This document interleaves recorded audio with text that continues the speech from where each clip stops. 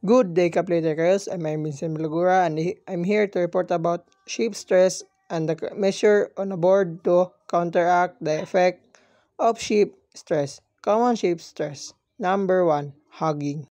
Hugging occurs when the ship center experiences upward buoyant force due to the being supported by a wave crest while the bow and stern are subject to downward force from the weight of the ship. May tabo kini sir kung ang tunga sa barko maka-experiensa og pataas nga puwersa tungod sa pag-alsa sa bawod samtang ang unahan bow ug likod stern bugatan nga napugos paubos tungod sa gibutang sa barko. Ang effect kay the ship keel bends upward in the center strength, the upper deck in tension and the bottom in compression. Ang epekto na siya kay ang keel sa keel sa barko muliko pataas sa tunga, hinungdan nga ang ibabaw nga deck naka-experience og tensyon pagbira samtang ang ubos nga bahin naa sa compression pagpugong. Number 2. Sagging. Sagging happens when the bow and stern are supported by waves crests while the center of the ship is on wave tossed, causing downward force in the center. Kuan ni sir, may tabo kini kung ang unahan ug likod sa barko gisustentar sa mga bawod samtang ang tunga nga bahin naa sa lunupan sa bawod, hinungdan sa paubos sa tunga nga bahin. Effect: the ship keel bends downward strength in the bottom in tension and upper. Ang sabtan sa epekto ni sir kay ang keel sa barko muliko paubos, hinungdan nga ang ubos nga bahin makasinati og pagbira tension sir samtang ang ibabaw nga deck makasinati og pagpugong. Number 3. Shear force occur when the adjacent section of the ship experience unequal vertical force, especially near the midship area or where weight distribution change abruptly. Effect sir kay ang cause structural deformation and potential failure at weak points, deck in compression. May tabo kini kung ang nagkaduol nga mga section sa barko maka-experiensa og dili parehas nga pagtindog nga puwersa, labi na duol sa tunga nga bahin sa barko o sa mga lugar nga kalit ang kausaban sa gibugaton. Ang epekto ni sa kay maka-resulta kini sa deformation sa structura ug possible nga magkadaot sa mga huyang nga bahin. Number 4. Torsional stress generate when the ship is subjected to twisting force, often due to uneven wave action in the port and starboard side. Effect leads the twisting of the hull, particularly in ships with wide decks like container ships. May tabo kini sir kung ang barko maka-experiensa og baliko nga puwersa, kasagaran tungod sa dili patas nga lihok sa bawod sa wala ug tuo nga mga bahin. Ang epekto sa kay makaresulta kini sa pagbaliko og lawas sa barko, labi na sa mga barkong may lapad nga deck sama sa mga container ship. Number 5. Painting. Alternating inward and outward movement of the hull plates near the bow or stem due to change in water pressure as the ship pitch or encounter waves. Effect can lead to fatigue and weakening of hull plating. Kung ano sir, ang nag-usab-usab nga sulod sa gawas nga lihok sa mga plates sa lawas sa barko, duol sa unahan o sa likod tungod sa kausaban sa pressure sa tubig samtang naglihok ang barko o makasugat og bawod. Epekto ni sa kay makapahinay og kapoy og makapahulay sa mga plate sa hull. Number 6. pounding, slamming. The repetitive and the force impact of the bow flat bottom section of the hull against waves when the ship moves at the high speed or in the rough seas. Effect can cause localized damage to the bow and keel area. 7. Rocking. Side-to-side distortion of the ship structure caused by rolling and heavy seas. Effect can stress the ship transverse frames and bulking. Ang pagbaliko-balik sa struktura sa barko gikan sa wala padulong sa tuo tungod sa pagliso-liso sa dagat nga kusog ang balod. Ang epekto sa kay makapahasol sa mga patindog nga balangkas ug mga division sa barko.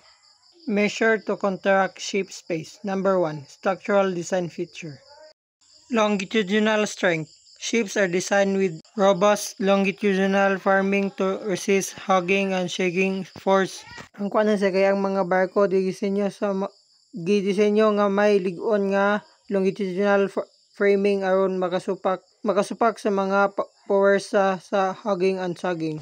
Transverse strength. Frames and bulkheads are added to counteract rocking and pressuring stress. Ang kuanan sa kay gidugang ang mga frame ug bulkhead aron makasukol sa rocking ug tensional stress. Double bottom construction provides extra strength and distribute loads evenly, reducing shear and blending stress. Nakahatag og dugang nga kusog nga nagahatag og dugang nga kusog og gapaka patas sa mga load nga nagapaminos sa shear og bending stress. Reinforced bow and stem areas. Strength with trigger plates to withstand planting and pound stress. Gipalig-on gamit ang mas baga nga mga plate aron makasupak sa panting og pounding structure. Number 2. Loading and ballasting practice. Proper cargo distribution. Evenly distribute cargo weights to avoid excessive shear force or uneven loading, which can amplify sagging or hugging. Ang kuanan sa kay ang patas nga pag-apod-apod sa gibugaton sa karga aron malikayan ang sobra nga shear force o dili balancing pagkarga nga makagrabe sa sagging or hugging. Blast management. Adjust blast to maintain an even keel and reduce stress concentration, especially during unloading or rough weather. I-adjust ang balas aron mapadayonan ang husto nga balance sa barko ug maminusan ang konsentrasyon sa stress, labi na sa panahon sa pag-unload o dili maayong panahon. Avoid overloading. Adhere to the load line marks to ensure the ship is not overloaded, minimizing structural strain. Sundon ang load line mark aron masigurado nga ang barko dili ma-overload pagpakunhod sa stress sa struktura. Number 3. Operational measure. Speed adjustment. Reduce speed is rough seas to minimize pounding and slamming force. Ipakunhod ang tulin sa dagat nga kusog ang balod aron maminusan ang kusog nga pagpukpok ug pag-igo sa mga balod. Course alteration. Change course to avoid hitting waves head-on, reducing slamming stress. Transitional and usban ang direksyon sa barko aron malikayan ang direkta nga pag-atubang sa mga balod nga makapaminos sa torsional ug slamming stress.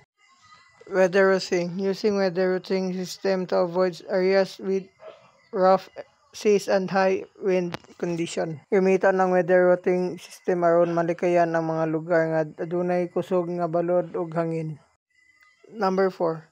Monitoring and maintenance. Stress monitoring system. Modern ships are equipped with stress monitoring system to provide real-time data on hull stress, allowing timely corrective action. Ang modernong mga barko adunay stress monitoring system nga nagahatag og real-time nga datos kabahin sa stress sa hull nga nagatugot sa tukma og daling aksyon kung adunay problema. Regular inspection, frequent expectation of critical areas, e.g. kill, blockheads and farming help identify and address structural issue early. Kanunay nga pagsusi sa hinungdanong mga bahagi sa barko, sama sa kill, blockheads ug framing aron sayo mas diskubre ug matagad ang mga problema sa struktura. Maintenance of structural integrity. Repair crack, corrosion, or deformation in hull,